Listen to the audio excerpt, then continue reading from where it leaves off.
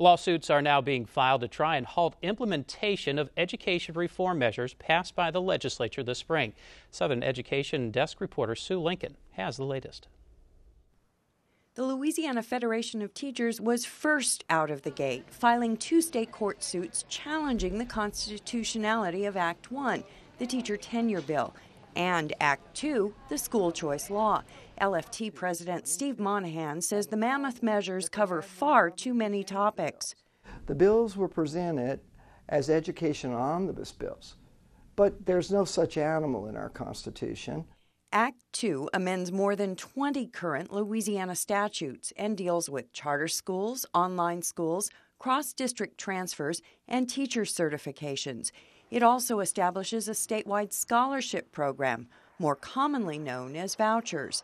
Act 1 amends or repeals more than 30 statutes and deals with teachers, district superintendents, and local school boards.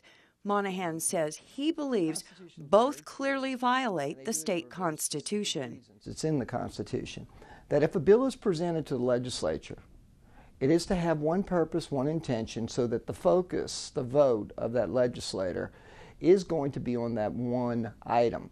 Monahan points out that problems have already surfaced with the voucher program. His example, New Living Word Ministries in Ruston. The pre-K through 12th grade church school had 122 students last year, but has been approved for 315 scholarship students in the upcoming school year. The pastor indicated that he'd like to have 300 seats. It really appeared that the State Department of Education was going right along with the idea. Pastor revealed he didn't have buildings. He didn't have teachers. No problem, right? Because he had faith. New Living Word pastor Jerry Baldwin did not want to speak with us on camera, but told the Monroe News Star that, along with enrollment, tuition is going up to $8,500 a year, right at the top of what's allowed under the voucher program. That's more than 4 times the $1,800 New Living Word charged for tuition last year. State Education Superintendent John White now says the private and parochial schools okayed for the scholarship program are conditional approvals, pending further due diligence by the state. Monahan says the LFT's lawsuit is not challenging vouchers per se. We had vouchers approved in Louisiana in 2007, 2008 under the current governor. He placed it as a line item in HB1, our appropriations bill. There wasn't a lawsuit around that. That was the governor's scholarship program for New Orleans, capped at $10 million a year. But now those vouchers and the expansion of the program statewide is going to be paid for through the Minimum Foundation Program, the MFP. That's the state's funding formula for distributing state and local dollars to each public school district.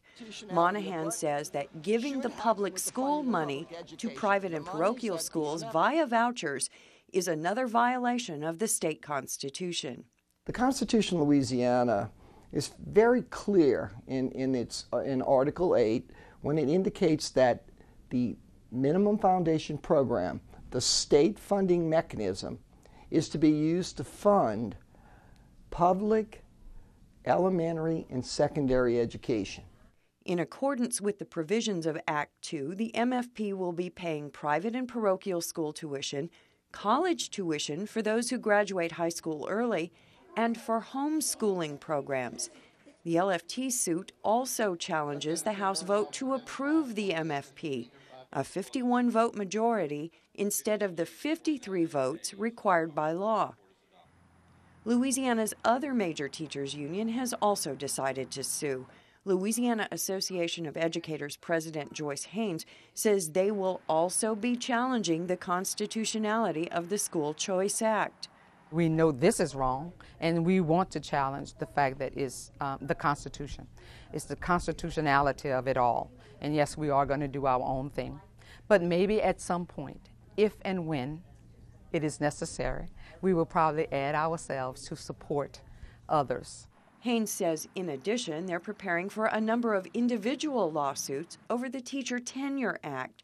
Haynes says with all public school teachers being subject to value-added evaluations in the upcoming school year, LAE is asking its members to keep careful notes on the process. We ask that they journal and they learn how to keep the artifacts that will prove that these are flawed ideas. Teachers have been assured that even if they do receive an evaluation this coming year that brands them as ineffective, there will be no consequences until the following school year. But Haynes says LAE members are being urged to be proactive now in case education officials do not live up to that promise. It's so important that we know what's going on with them, what's being said as they write these contracts, as they look at this compensation, what they're being told once they're evaluated, and any discussion before they drop the ball, resign, retire. We want them to tell us so that we can take care of the litigation. In response to the LFT lawsuit, State Superintendent John White issued the following statement. The LFT is preventing parents from doing what they think is best for their children. It's time to return our focus to teaching and classrooms, but the LFT keeps dragging us back to politics and courtrooms.